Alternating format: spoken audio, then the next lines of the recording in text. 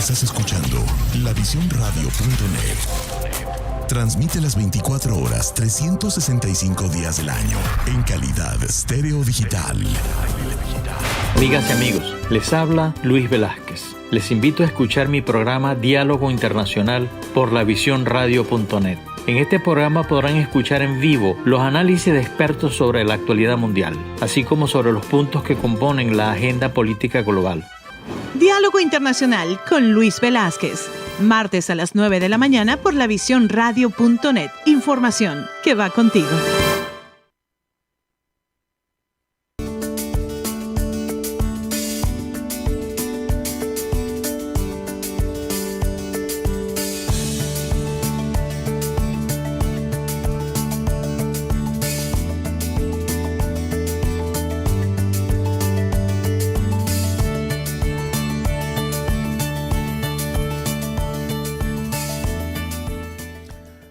Muy buenos días, amigas y amigos de lavisión.radio.net. Les habla Luis Velázquez. Encantado de estar una vez más con ustedes en Diálogo Internacional.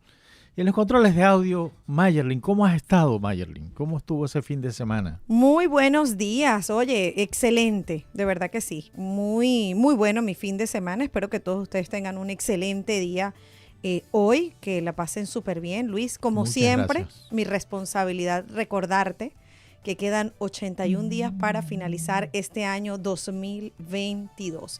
Por supuesto, hoy tenemos un programa muy especial y con un invitado muy especial, el doctor Tiago Rodríguez. Bienvenido, doctor. Así es. Son las 9 de la mañana del día 11 de octubre del 2022. Nuestro número de teléfono es el 678-477-3036 y asimismo se pueden comunicar con nosotros a través de las redes sociales Twitter, Instagram, Facebook, YouTube, por donde estamos transmitiendo este programa en vivo. Como lo anunció Mayerly, tenemos un invitado de lujo. Se trata del doctor Tiago Rodríguez. Conversaremos acerca de Brasil, de lo que acaba de suceder, de esas elecciones, sobre su presente y futuro. El doctor Rodríguez es politólogo por la Universidad Pontificia Católica de San Paulo, Brasil, egresado de la Sorbona, somos colegas. Egresado de la Sorbona, profesor del Instituto de Estudios Estratégicos INED y de la Universidad Federal Fluminense de Brasil. Buenos días, Tiago, ¿cómo has estado? Hace tiempo que no hablamos. Hola, Luis. Sí, hace tiempo. Espero que estén bien. Vamos siguiendo acá, ¿no? Sí, Brasil sí, es un sí. país complicado. Pero fíjate tú que yo le he hecho seguimiento a todo lo que sucede en Brasil por una sencilla razón. La primera razón es que cuando yo estaba en la universidad y se referían a América Latina, los profesores cuando hablaban de América Latina, sin decirlo, se referían a 3 países. El primero era Brasil. El segundo era Argentina y el tercero era México. Y Brasil no solamente siempre fue una imagen para el resto de América Latina, sino que lo sigue siendo. Es muy importante. De hecho, al día siguiente de las elecciones no hubo prensa en el mundo, no hubo prensa en Estados Unidos, no hubo prensa en Europa que no reseñó lo que había pasado en la primera vuelta. Eso no sucede con cualquier país de América Latina y en eso tenemos que estar bien claros. Siempre será una imagen para nosotros, siempre es una referencia en la economía más grande de América Latina, una democracia, es decir, a pesar de Bolsonaro, una democracia estable donde se elige, y esto que acaba de suceder es una demostración de ello. Pero, Tiago, de la primera vuelta me quedaron como muchas interrogantes, ¿no? Por ejemplo, ¿en dónde estamos? No se puede hablar de ganadores porque ninguno de los candidatos llegó a obtener el porcentaje de voto que exige la ley. No se puede hablar incluso de perdedores. Es decir, no se puede hablar de absolutamente nada. Se puede hablar solamente de que vamos a una segunda vuelta con 2 candidatos que son fuertes, por más de que uno tenga 5 puntos menos, por más de que uno tenga 5 puntos más, pero son dos candidatos fuertes. Y que esta elección, a mi modo de ver, en términos muy prácticos, te diría, comenzó como a construirse un futuro en Brasil, un escenario político en donde se va a tener que mover o Lula si llega a ser electo o el presidente Bolsonaro si llega a ser reelecto. Y no va a ser fácil para ninguno de los dos. ¿Qué opinas tú de esto, Tiago? Sí, bueno, Brasil, lo que sale de la segunda vuelta es la confirmación que Brasil es un país que está dividido, es un país sumamente polarizado, alrededor de estos dos nombres, que claro, como todos los nombres en política, no son solamente las personas, son dos conjuntos de ideas, no son dos conjuntos de interpretación de la realidad brasilera y también del mundo, o sea, son dos conjuntos de perspectivas sobre Brasil. Y son dos perspectivas muy distintas. Entonces, de ahí que se puede hablar de una polarización, ¿no?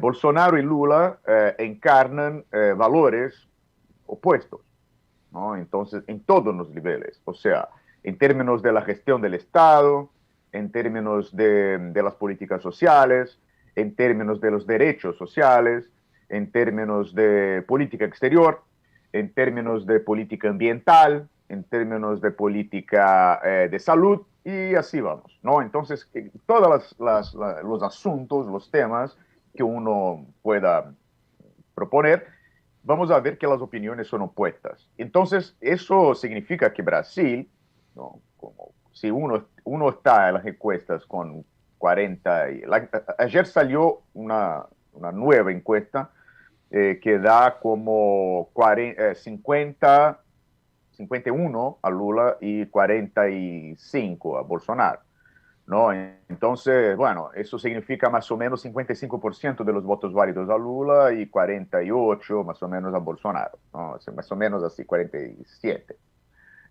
¿Por qué? Porque hay los errores ya incluidos en las encuestas y también, Luis, hubo errores, equívocos inmensos en las encuestas anteriores a la primera vuelta, ¿no? Y para todos los niveles, porque las elecciones de este pasado mes fueron elecciones para muchos niveles nacionales, ¿no? Para gobernadores, para diputados federales, diputados estatales y senadores.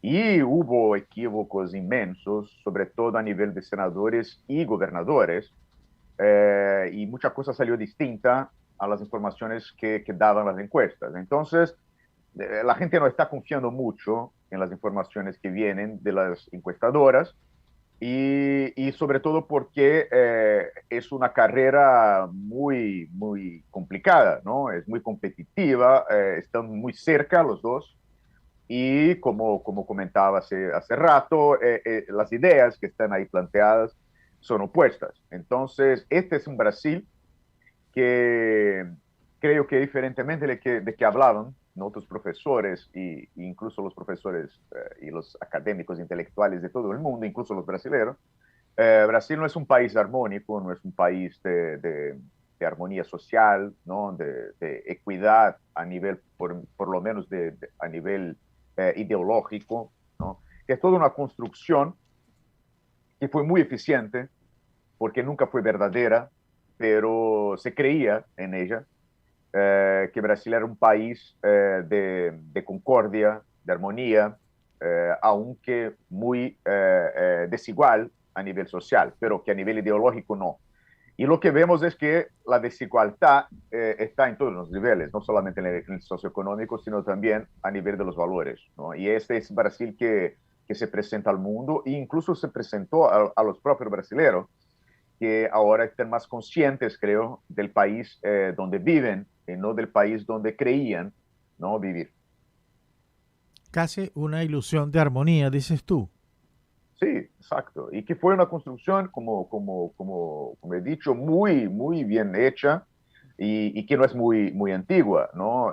Tiene como más o menos 100 años. Fue construida durante la dictadura de Vargas, de Getúlio Vargas, en los 30, y fue un momento se puede decir que fue un momento de creación de la idea de nacionalidad brasilera, porque para que la gente sepa un poquito mejor sobre la historia de Brasil, Brasil fue el único país del continente americano, a excepción, claro, de Canadá, que es una otra historia, pero el único país que quedó independiente sin una guerra de independencia en contra de su metrópolis, ¿no?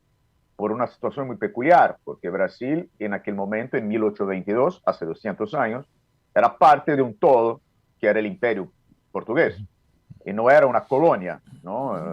La monarquía portuguesa se había trasladado a Brasil en 1808 por las guerras napoleónicas, y la capital del Imperio Portugués no era Lisboa, sino Río de Janeiro. Entonces era toda una situación muy peculiar que no hubo en ninguna parte del mundo nunca, ¿no? El hecho de que la metrópolis se trasladara hacia una de sus colonias, y que su colonia más importante, que era Brasil, se convirtiera en el centro del imperio. Es como si, por ejemplo, el Imperio Británico, la monarquía inglesa, hubiera cambiado para Calcuta, por ejemplo, y la capital del Imperio Británico pasara a India, ¿no? Es más o menos eso que pasó en Brasil, y fue toda una situación que generó una dificultad de una sensación de homogeneidad o de unión nacional, por el hecho de que no hubo una unión para la independencia, un sentimiento nacional, todo. Entonces fue algo construido, y bajo una percepción de que la colonización portuguesa en Brasil fue una colonización benévola, o sea, que fue una colonización sin los rasgos de explotación presuntamente existentes en la colonización española, por ejemplo. Y es una mentira, ¿no? Que también fue, pero distintamente, no fue igual, ¿no?, a la colonización de América Hispana. Sin embargo, también fue una colonización con los rasgos todos de la colonización. Sin embargo, la idea fue muy fuerte, y fue tan fuerte que convenció a generaciones de brasileños que pensaban, por ejemplo, que los brasileños no eran racistas, ¿no? Entonces, y es un país sumamente racista.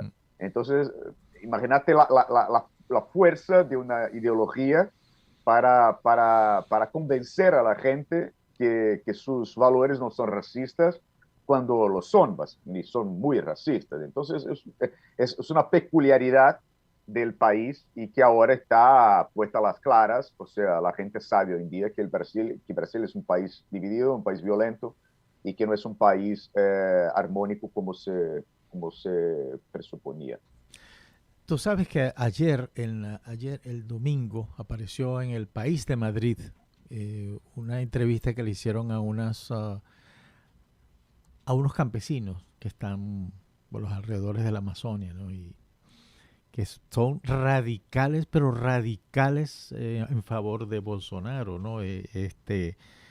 Y ellos veían en Bolsonaro la persona que les evitó y les salvó una cantidad de problemas que tenían, como invasiones, tenían problemas con los indígenas. Es decir, sirvió para eso, para calmar. Pero el resto de la población, en el fondo, ¿qué piensa? Porque más allá de que tenga uno 50 y el otro 47 o qué sé yo, me da la impresión también de que de esa construcción que te hablé al principio, que se estaba construyendo el escenario político por lo menos de los próximos 4 años con esta primera vuelta, es que Bolsonaro al fin y al cabo va a continuar, se va a convertir en una referencia política para los brasileños. Sí. Y eso es importantísimo. Es importante, sí, súper importante. Incluso hoy, exactamente hoy, sale un texto, un artículo que he escrito la semana pasada, justo el lunes, después de la primera vuelta, y sale por la versión brasilera de Le Monde Diplomatique. Ah, ok. ¿No? Lo buscaré. Y sí, te lo envío después con mucho gusto. Y es una reflexión precisamente sobre esto que comentaba, el título, el nombre del artículo es Rumbo hacia un bolsonarismo sin Bolsonaro, ¿no? Es un interrogante. ¿Por qué? Porque lo que planteo ahí es una reflexión sobre los valores, que son los valores que dan o que construyen, o que presentan, ¿no? Los bolsonaristas, que son la base como dije, de una visión de mundo. Y el bolsonarismo, planteo yo ahí, es la versión actual digamos, de una ideología, de un modo de ver a Brasil que ya tuvo otros nombres, ¿no? En Brasil ya fue, en tiempos de la esclavitud, ya fue el patrimonialismo esclavista, después ya fue el integralismo, que fue la versión brasileña del fascismo en los 30, y que incluso, no sé si tú sabes, pero el integralismo fue el partido de tipo fascista más importante del mundo después del nazista y del fascista italiano, o sea, con más miembros, ¿no? Con más de 1.500.000 miembros activos en los años 30 en Brasil, ¿no? Y era un partido de todo, que copiaba todos los elementos del fascismo italiano y del nazifascismo en general, y fue muy fuerte. Y después fue la ideología nacionalista brasileña durante la dictadura militar, en los años 70, y ahora se llama bolsonarismo, pero que es una versión siempre de los mismos valores clave, que es el tradicionalismo de las costumbres, el racismo estructural, un odio de clase inmenso, o sea, una ideología de la separación completa de las clases sociales, y una pasión por el líder autoritario, ¿no? O sea, es algo que tiene que ver con un sentimiento, o sea, es un modelo estructural de una parte sustancial de la sociedad brasileña, y que hoy en día, ¿no? Atiende, ¿no? Por el nombre de bolsonarismo. Pero Bolsonaro, la figura de Bolsonaro, ya es una figura que no interesa incluso a una parte importante de la élite brasileña, ¿no? ¿Por qué? Porque es una figura demasiadamente grosera, ¿no? Demasiadamente grosera.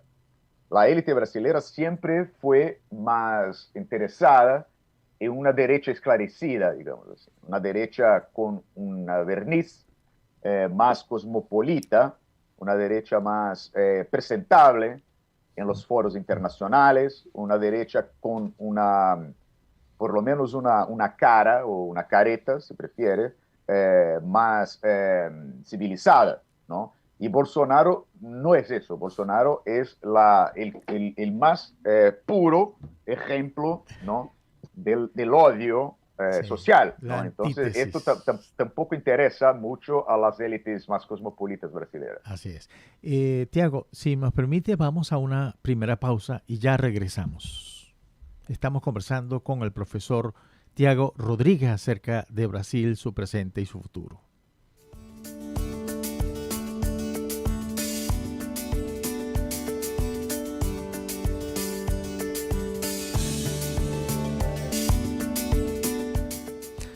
Estamos de regreso en Diálogo Internacional. Estamos conversando con el doctor Tiago Rodríguez acerca de Brasil, el presente y el futuro. Tiago, una pregunta que yo me hago es la siguiente.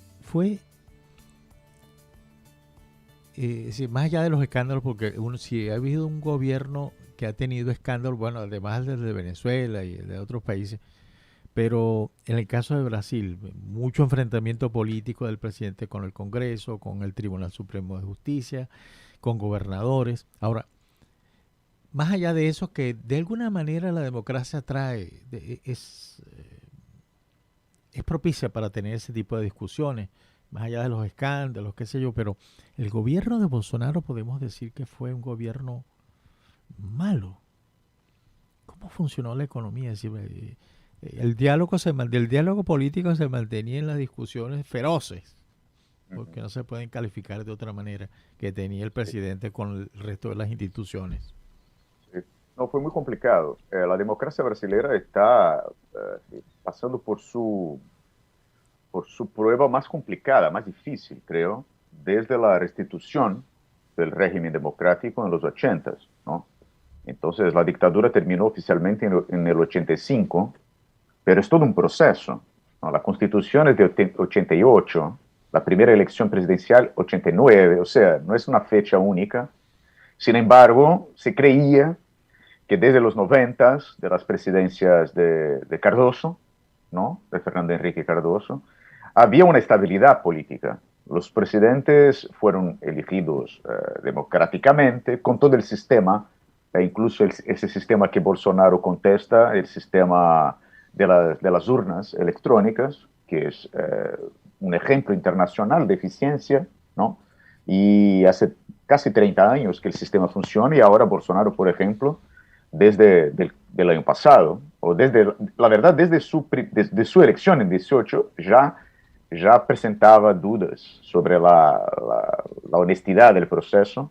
Entonces, todo, Bolsonaro, más allá de un gobierno bueno o malo en términos económicos o lo que sea, es un presidente, un gobierno que no valora los valores democráticos. O sea, ahí está el gran problema a nivel estructural, ¿no? Porque la economía no fue bien. Hubo problemas de toda orden. Hubo problemas a nivel mundial, como por ejemplo la pandemia, ¿no? Eso a nadie fue posible evitarlo. Sin embargo, la conducción, ¿no?, de la pandemia fue distinta en los países, y acá se condujo muy mal, ¿no? Porque Bolsonaro es un conocido negacionista, ¿no? Y en todos los primeros meses de la pandemia, incluso la primera ola más fuerte en junio, julio de 2020, Bolsonaro estaba fuerte en su posición negacionista, y esto generó un impacto tremendo en la economía y en la sociedad brasileña. Son casi, Luis, 700.000 muertos hasta la fecha por COVID, ¿no? Y uno de los más grandes números del mundo. Y Brasil tiene una estructura de salud pública, una red de atendimiento que, aunque tenga muchas dificultades a nivel de presupuesto, es una red muy capilarizada, es una red que tiene presencia en todo el país, es un país enorme. Y Brasil tiene una tradición de campañas de vacunación desde el tiempo de los militares, fue algo instituido en los 60, 70, y la gente la relación de las personas con las vacunas era algo súper normalizado en Brasil, y ahora ya no, porque fue levantada una duda, ¿no?, un telón de dudas sobre la eficiencia de las vacunas, y esto se debe, claro, a Bolsonaro, o las fuerzas que Bolsonaro permitió que salieran a la luz durante su gobierno. Y en términos económicos, el hambre extremo volvió a Brasil, y era algo que ya no existía desde 2010, 2011, por ejemplo, ¿no? La miseria absoluta y cosas así que estaban casi superadas, no la pobreza no, pero la miseria absoluta. Claro, claro. Sí, estaba superada. El nivel de desempleo creció muchísimo, está en la casa de los 12%. Entonces, el nivel de informalidad laboral es inmenso, y a nivel internacional también. Entonces, cuando en 2016, cuando el proceso de impeachment sacó a Dilma Rousseff del poder, Brasil era la séptima economía mundial. Hoy es la 13ª, ¿no? Entonces, en menos de 10 años... ¡Qué salto tan impresionante! Sí, un salto para atrás, ¿no?, inmenso, en menos de 10 años. O sea, eso no es culpa de la pandemia, simplemente, ¿no? Entonces, y esto es un elemento, solo que, como sabemos, los países como los nuestros, donde la miseria es muy intensa, son poblaciones que son muy vulnerables y por lo tanto están muy vulnerables también a los discursos populistas, ¿no? Entonces Bolsonaro, que cuando era un diputado sin mucha expresión, era un opositor feroz de las políticas de redistribución de ingresos de Lula, por ejemplo, el Bolsa Familia, como se llama, ¿no? Que es un aporte mensual a las familias más pobres. No solo aceptó el programa, cambió el nombre, pero siguió con el programa. Y ahora, en ese momento, la campaña electoral, promete que una de sus principales cuestiones de la campaña, de sus puntos, es la promesa de seguir con el auxilio, ¿no? Seguir con el apoyo para conquistar sobre todo los más pobres, que tienen una necesidad inmensa y que hace toda la diferencia. Son como, para que sepa, es alrededor de $100 mensuales. Y que son $100 de vida o muerte para la mayoría de la población. Claro. Sí, sobre todo en una región en donde lo más importante para la ciudadanía en general es, como decimos en Venezuela, los 3 golpes diarios: desayuno, almuerzo y cena. Y en muchos casos de toda Latinoamérica, la gente nada más que come una sola vez al día, y eso es grave. Ahora, te pregunto una cosa que me llama la atención, es lo siguiente. Dada ese escenario que tú me planteas, ¿qué hace? Es decir, ¿cuál fue el gancho que utilizó Bolsonaro para tener, a pesar de que llegó segundo, como dicen los argentinos, subcampeón, ¿qué hace que ese número tan enorme de gente vote por él? Pero me llama más la atención que los 3 candidatos después de Lula, Bolsonaro, hay 3 candidatos adicionales. ¿Qué pasó con ellos? Es decir, ¿por qué no hubo un solo candidato? Sí, los 3 que siguieron, o sea, el tercero, que fue Ciro Gómez, y después las otras 2 candidatas, Simone Tebet y Soraya,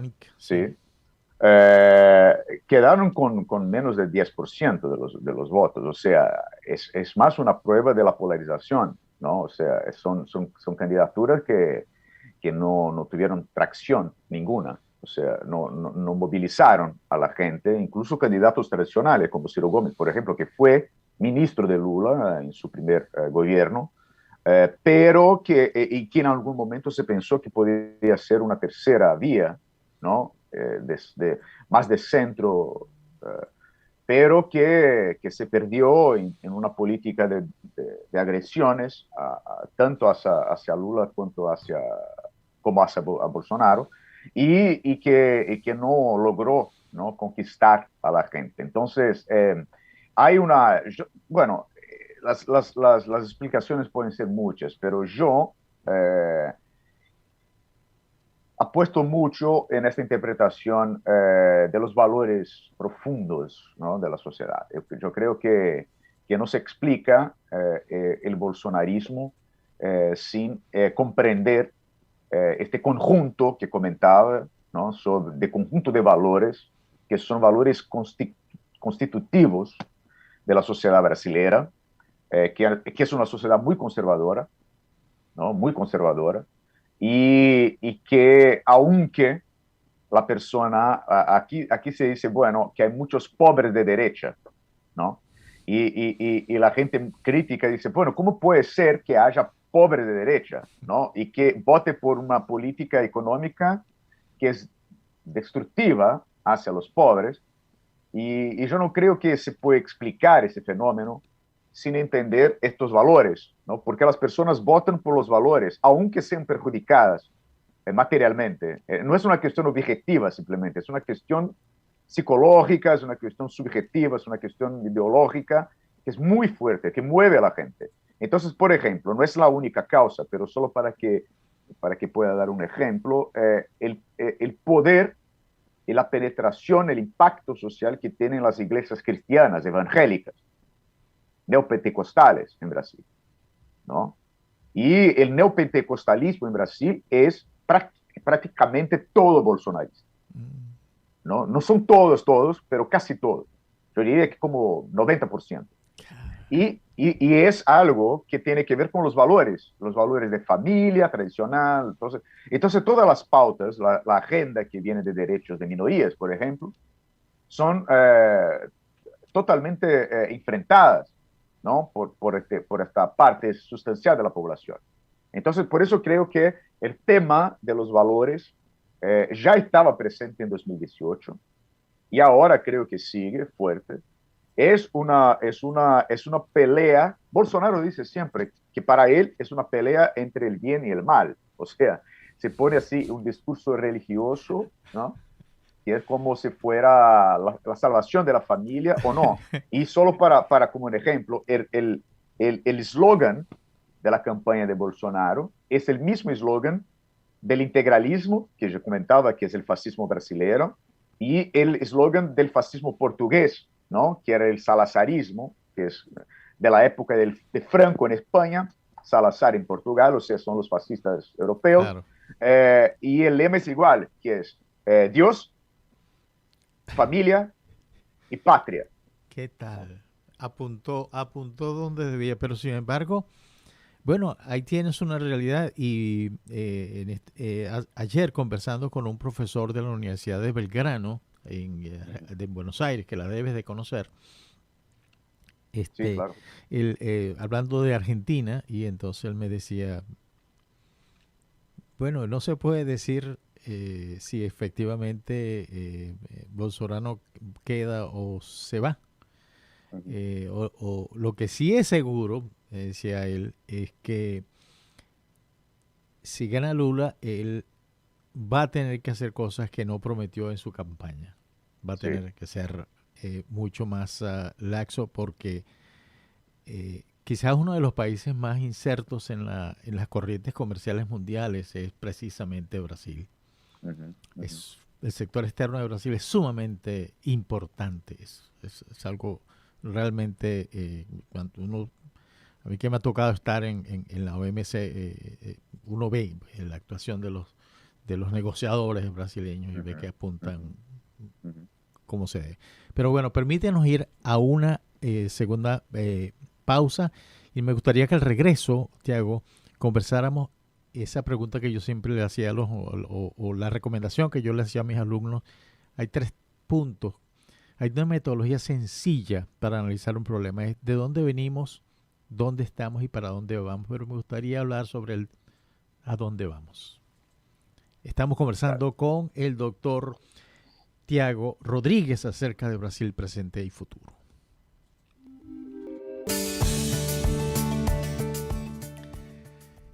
Estamos de regreso en Diálogo Internacional. Estamos conversando con el doctor Tiago Rodríguez. Tiago, también te decía, ayer también otro analista político escribió una cosa interesante y decía en uno de sus párrafos del artículo que el escenario que deja las elecciones en Brasil es un escenario que no responde para nada a lo que señalaba Pericles, porque dice, la ruta de la tercera vía no tuvo éxito en Brasil, refiriéndose, me imagino, a estos 3 candidatos que no apuntaron, imagino, sus candidaturas básicamente, pero no vieron no vieron el bosque completo. Pero bueno, me gustaría que me dijeras cuál es la opinión. Me gustaría saber cuál es la opinión de Tiago Rodríguez, profesor. ¿Cómo ve el escenario próximo? Si más allá de las elecciones después del 30 de octubre. ¿Cómo ve? No quiero comprometerte políticamente para nada.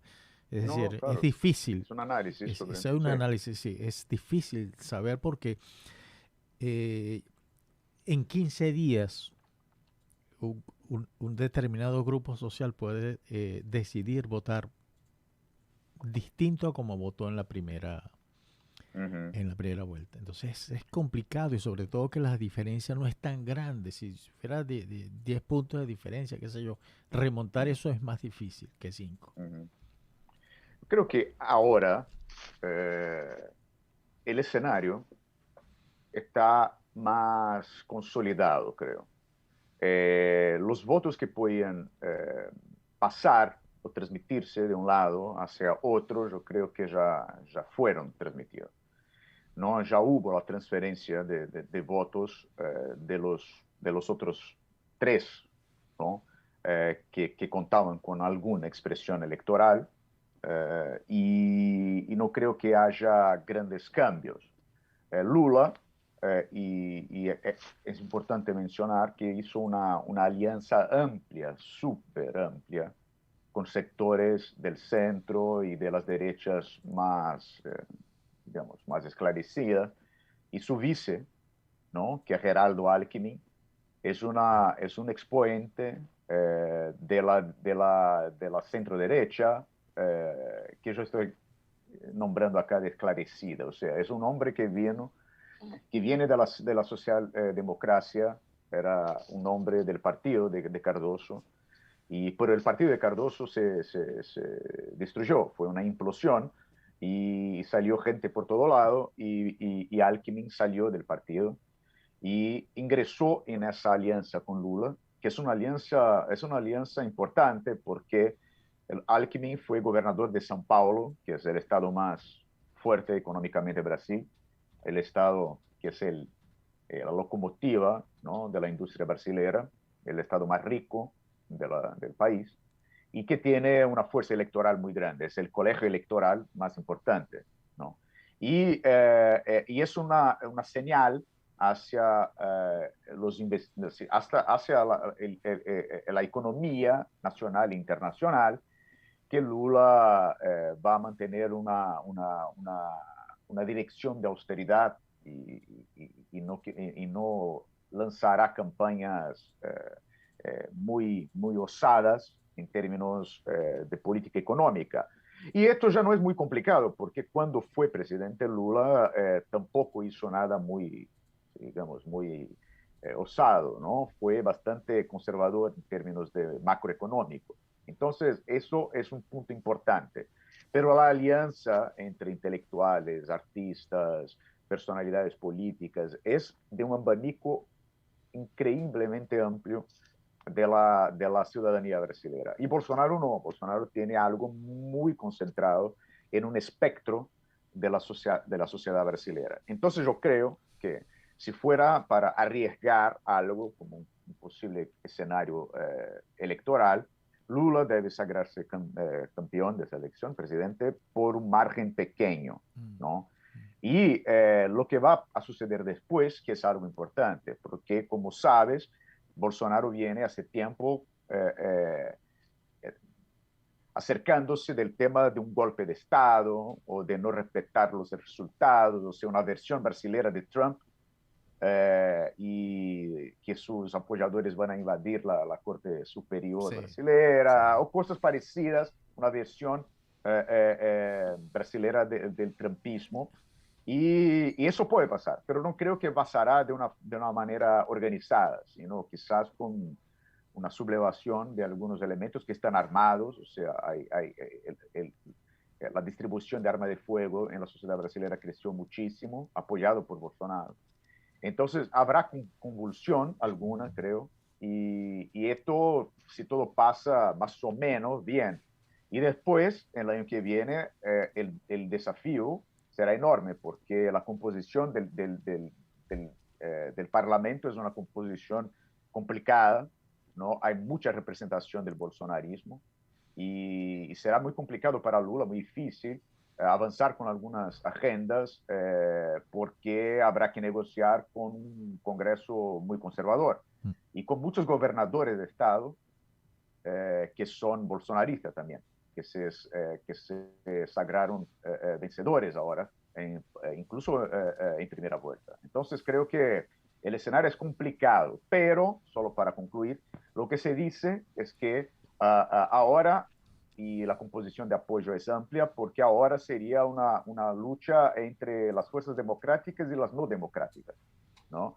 Bolsonaro, por ejemplo, esa semana defendió ampliar el número de magistrados en la Corte Suprema, y en un movimiento que la oposición, ¿no? Que la oposición lulista dijo que es un movimiento de tipo venezolano, de tipo chavista, ¿no? Y eso es una provocación, claro, porque Bolsonaro siempre se refiere a Venezuela como si fuera el infierno terrenal, ¿no? Sí. Entonces, la dictadura perfecta de izquierda. Entonces, es una provocación para decir que el afán autoritario de Bolsonaro se presenta en propuestas como esta. Entonces, es una disputa entre la continuación de una democracia más o menos en proceso de estabilización y una democracia muy inestable. Es más o menos este el escenario que veo yo para el año que viene. Dime una cosa, ¿cómo reaccionó el sector económico empresarial que es tan fuerte en Brasil? Ajá. Son fuerzas económicas distintas, ¿no? Una parte del agronegocio es bolsonarista, pero no todo el agronegocio. El agronegocio más internacionalizado y más, digamos, internacionalizado en términos comerciales y tecnológicos no es bolsonarista ideológico, es un bolsonarismo oportunista. O sea, lucraron muchísimo con Lula y no se oponen a Lula. Una parte importante, la industria toda prácticamente no es bolsonarista, porque la política industrial de Bolsonaro fue terrible, ¿no? Y con Lula fue muy benéfica hacia la industria nacional. Entonces la industria, parte del sistema financiero y parte del agronegocio apoya a Lula. Para un ejemplo importante, salieron los números de las contribuciones, ¿no? Hacia las campañas, y el grupo Itaú, que es el más grande grupo financiero de los bancos Itaú, y es muy internacionalizado, ¿no? En América Latina también, 100% de la colaboración electoral de Itaú fue hacia la campaña de Lula. O sea, el más grande, la compañía más importante del sistema financiero brasileño y con gran expresión internacional, apoya 100% a Lula. O sea, eso es una señal interesante de cómo se divide.